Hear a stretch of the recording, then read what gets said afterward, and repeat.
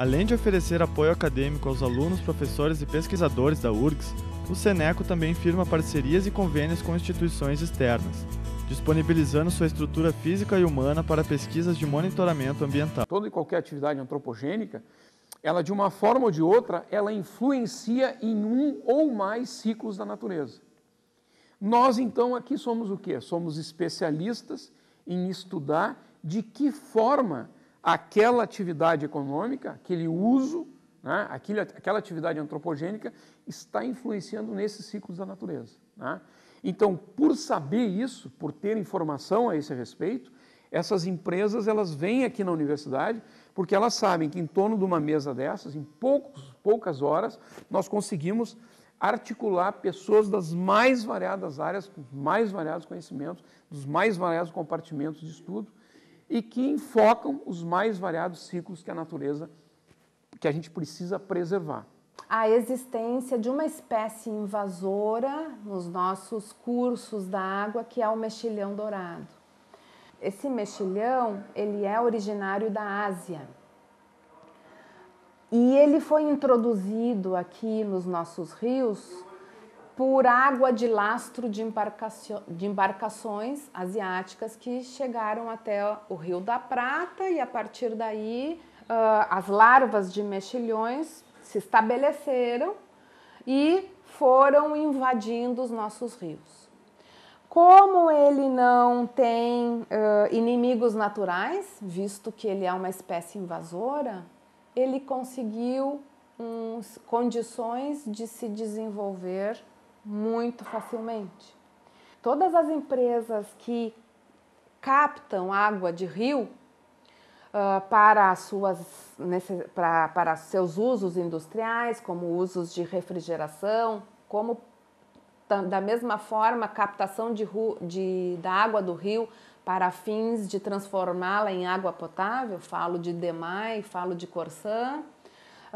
Estas empresas elas vêm passando nos últimos anos pela seguinte situação, problema.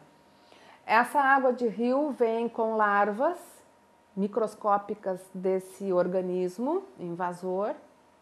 Essa água de rio, quando entra nas tubulações, reúne condições de temperatura, enfim, de umidade, para que essas larvas, então, haja um crescimento larval e essas larvas se transformem no mexilhão e forma uma verdadeira obstrução da tubulação.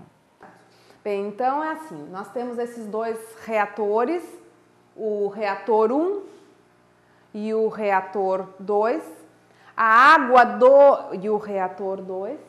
Então, a água de rio com a presença de larvas, então é colocada neste reator, aqui, é medido o volume e com estas bombas que nós temos por aqui, nós conseguimos exatamente saber qual é a vazão que passa então por estas tubulações em amarelo que internamente tem a radiação ultravioleta.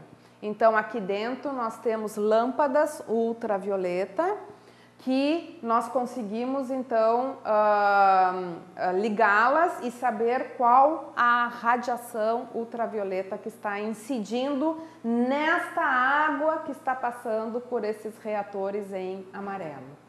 Uma vez então a água de rio com larvas passando por esses reatores, eles retornam ao tanque e deste tanque então é retirada uma alíquota, ou seja, uma amostra dessa água de rio e encaminhada então ao microscópio para a avaliação se a larva está inviabilizada, se houve a morte da larva ou se ela ainda persiste.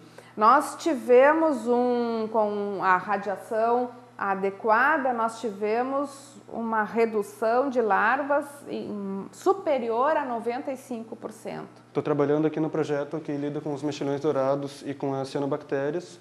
para a gente tentar destruir as toxinas que as cianobactérias fazem com ultravioleta e também diminuir a infestação de mexilhões dourados quando eles estão incrustados, evitar a incrustação deles dentro das tubulações de indústrias. A gente utiliza essa câmera de contagem aqui.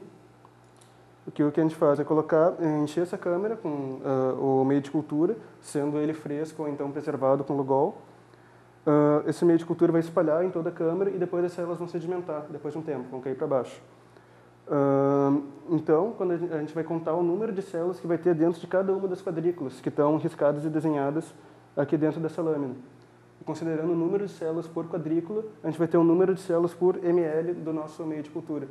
E esse número de células por ml é que a gente vai saber da densidade celular.